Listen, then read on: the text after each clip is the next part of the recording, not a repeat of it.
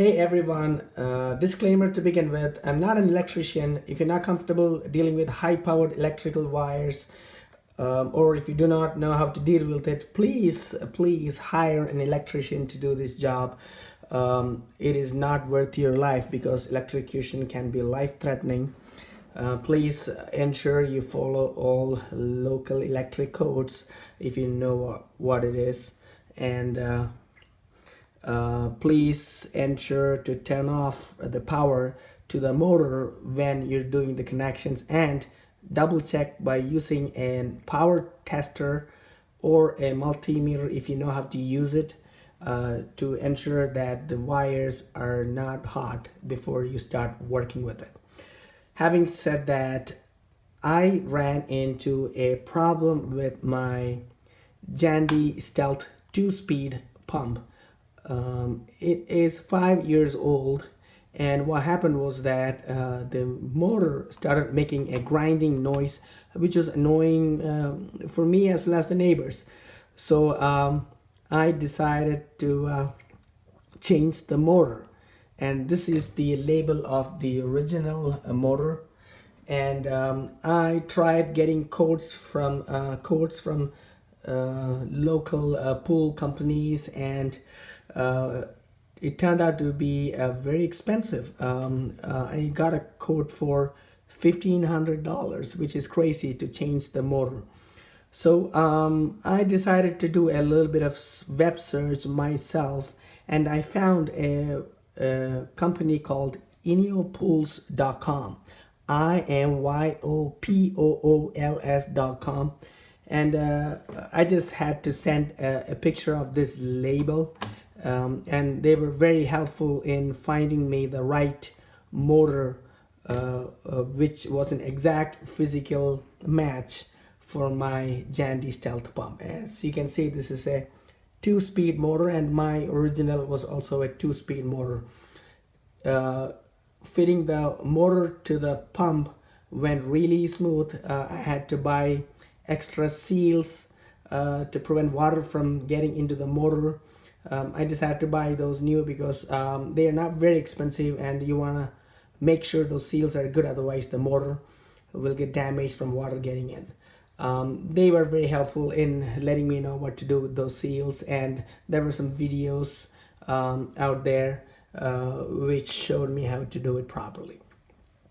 So the reason for my video is that I ran into a problem when it came to connections of the leads of the motor to my electric supply. So this is how the new motor's leads look like, and this is how my original motor's leads look like, and it is totally different. As you can see, there's a green, which is obviously the ground, but then there is a lead marked 1, which is connected with a blue wire, a lead 2, which is connected with a red wire, and the lead 3 or 4, you can see that written here, 3 or 4 is connected to the black wire. And this is a 2-speed motor, and I had an external switch on my pool electrical board. This is not in the motor, it is on the board of the pool outside, and it has a two positions for the switch: high position and low position. High position is when the motor runs at the maximum speed, which it has to run at during summer and springtime to generate chlorine and to filter the pool. And low position is for winter months to save power, because you don't need to generate chlorine, you just need a little bit of filtration going on, as well as prevent the freezing of the pump tubes or the tubings of the pool.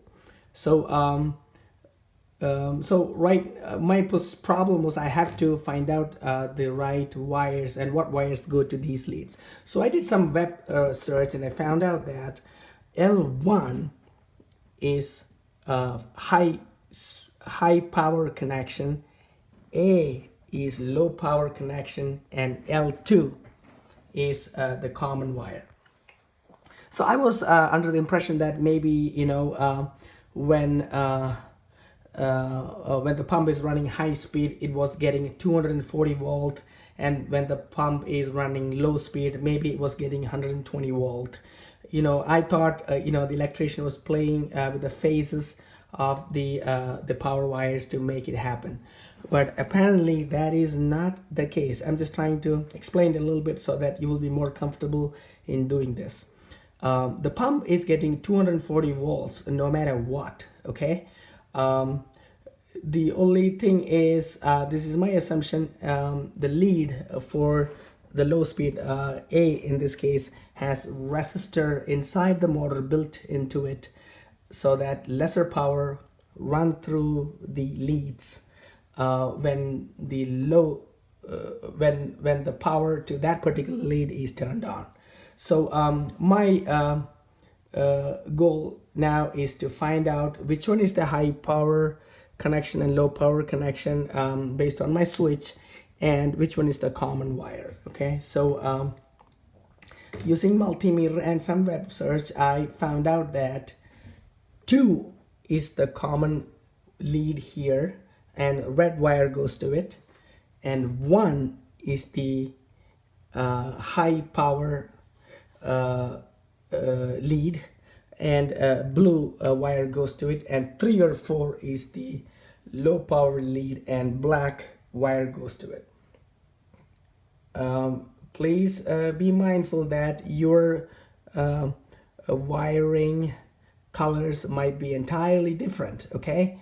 You just have to go by these leads and figure out what wire is connected to those leads, and you just take it and put it to the other leads of the new motor. So blue was to 1, red was to 2, and black was to 3 or 4, okay? And this is what I did. I connected the blue wire, which was connected to lead 1 on the original motor, to L1.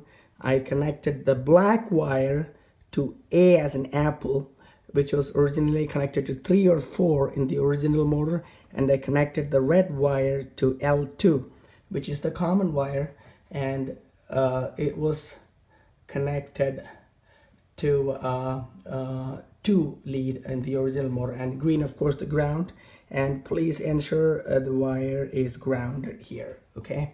So I put the motor on, and I turned it to high position, and the voltage between L1 and L2 was 240 volt, and I put it in low position, and the pump started running low, and the voltage between L2 and A was 240 volt. And whenever it is in a higher low position, the other leads were not having any voltage difference in between them, so the connection was right. One funny thing happened because of this confusion with the connections. In your pools, they were very good with sending emails to help with the connections. So I did this connection prior to getting a reply mail from them, because I was getting impatient because it was a weekend and nobody was responding, and I mean, sometimes they could take up to 2 days to respond. So I figured it out myself and do it. But when they replied to me, they said that the blue was supposed to be in L2 and red was supposed to be in L1. So I thought maybe I was wrong. Those guys are the experts. So I decided to switch that connection, and I ran it on low. It was okay. And when I run it on high, the breaker went off, and there was a little bit of spark there, and there was a little bit of burn on the plastic there, but to my luck, the breaker went off and the motor did not burn, and I reversed the connection, and apparently I was right, and the motor is now working fine. High position working fast, low position working slow, and it is a very silent motor, and I'm very happy that I did the switch.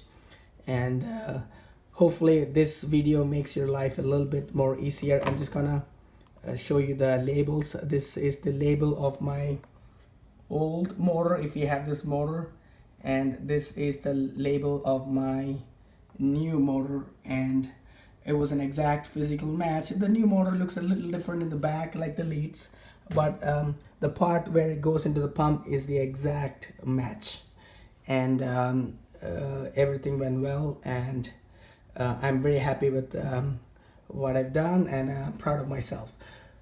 So all the best to you guys. Be careful out there. These could be dangerous. So if you're not comfortable, please hire an electrician. Nothing is worth your life. Okay, so if you're not comfortable and if you don't know what you're doing, if you have no knowledge on how these things work, even basic knowledge, please do not attempt it. Take care, guys.